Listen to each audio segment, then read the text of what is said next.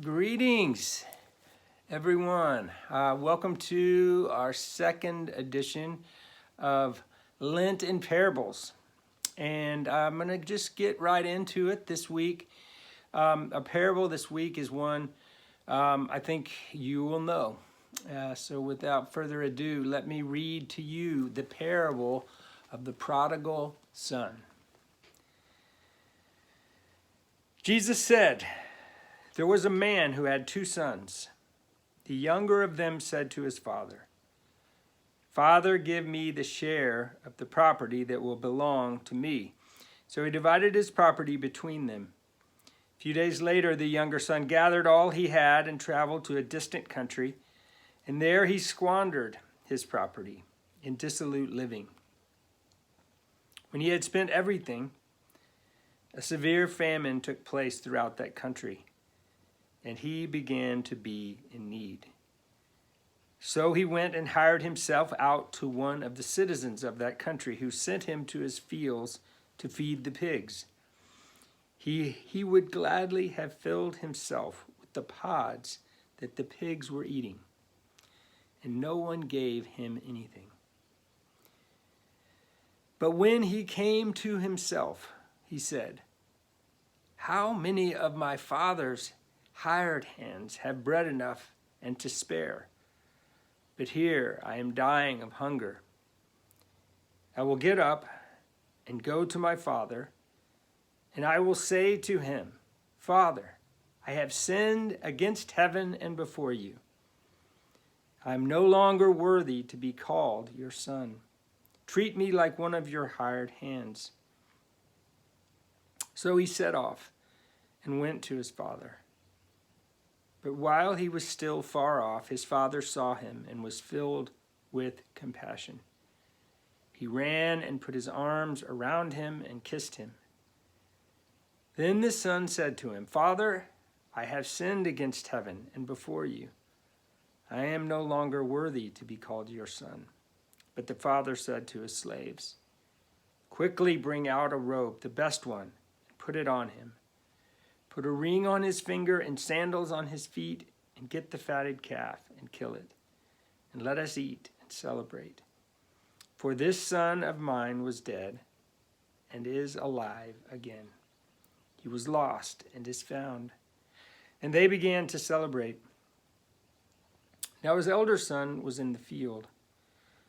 And when he came and approached the house, he heard music and dancing. He called one of the slaves and asked what was going on. He replied, 'Your brother has come, and your father has killed the fatted calf, because he has got him back safe and sound.' Then he became angry and refused to go in. His father came out and began to plead with him. But he answered his father, 'Listen, for all these years I have been working like a slave for you, and I have never disobeyed your command. Yet you have never given me even a young goat so that I might celebrate with my friends. But when this son of yours came back, and who has devoured your property with prostitutes, you killed the fatted calf for him.' Then the father said to him, 'Son, you are always with me, and all that is mine is yours. But we had to celebrate and rejoice, because this brother of yours was dead and has come to life. He was lost and has been found.'" The parable of the prodigal son. It's a rich parable. It has so much going on in it. There's the youthful rebellion, there's alienation from family, sibling rivalry, the idea of being lost and found, the very Lenten idea of being lost and being found, the consequences of foolish living, warmth of home remembered, and of course, the power of forgiveness. And that's what I want to focus on today, is the power of forgiveness. Now, one of the things that I want to do with this parable is I want to concentrate on the chronology of the parable. You know, these stories, they're laid out in a reason, for a reason. And I want to talk about the chronology of events. One of the things that's striking is not that someone messed up their life. I mean, that's not striking. There's a lot of that going on, and we've all had our prodigal moments. And this particular prodigal, he really goes all out and pretty much ruins his life. And he comes to, that's the word that is he comes to himself in this pigsty. And he says, you know, my father treats his slaves better, and I would eat better if maybe I was one of his slaves. So I'm just going to go back and I'll tell him I'll be one of his slaves. I've done horrible things. I'll just be one of his slaves. And on the way back to his father, and I love this. I think we've all done this. You know, we've done something wrong. We haven't had the chance to repent of it or apologize or confess. And on the way, he's practicing his confession. He says, Father, I am no longer worthy to be called your son. Father, I am no longer worthy to be called your son.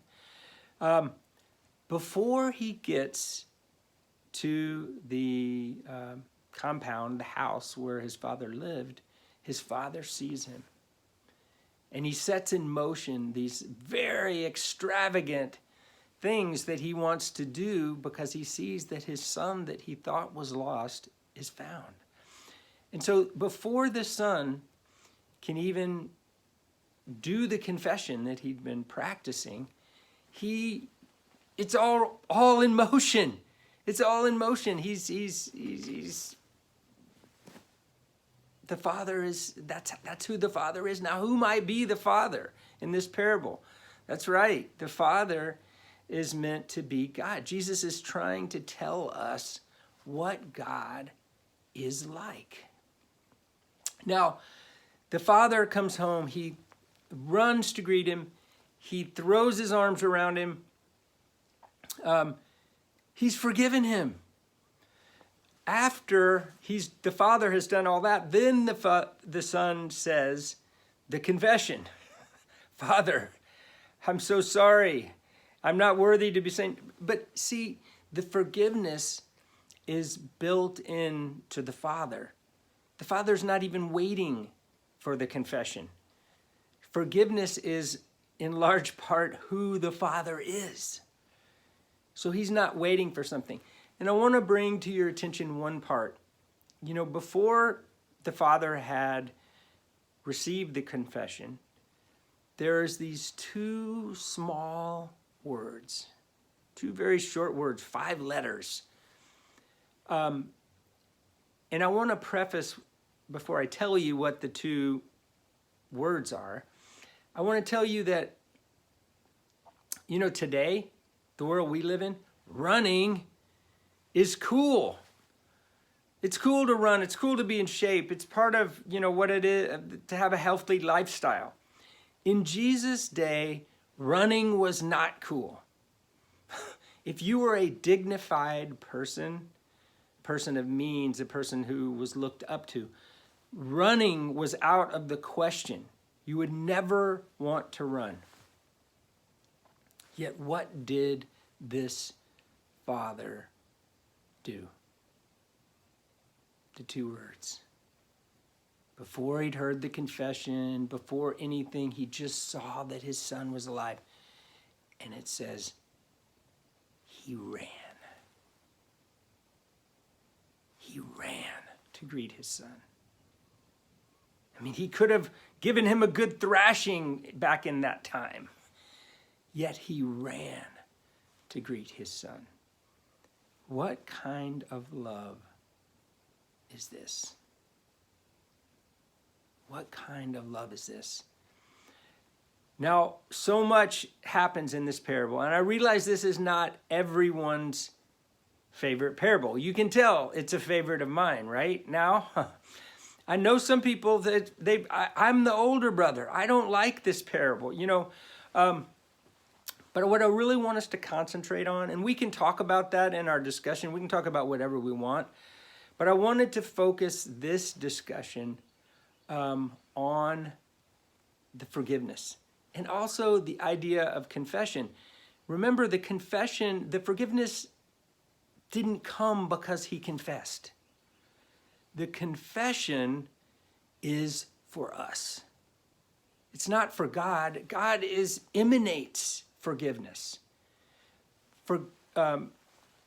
Confession is an opportunity for us to claim and be responsible for our actions in front of God. But thankfully, God is not waiting. God is just forgiving. And this type of forgiveness, it almost seems irresponsible, doesn't it? I mean, you would think that he would say, well, I'll put you on probation and then we might forgive you in a couple of weeks. See how you do.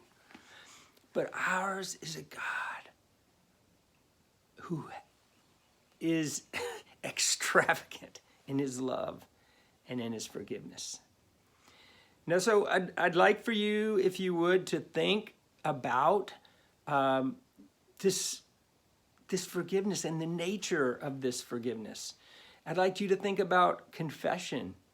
What is the purpose of confession? How does confession play into all of this?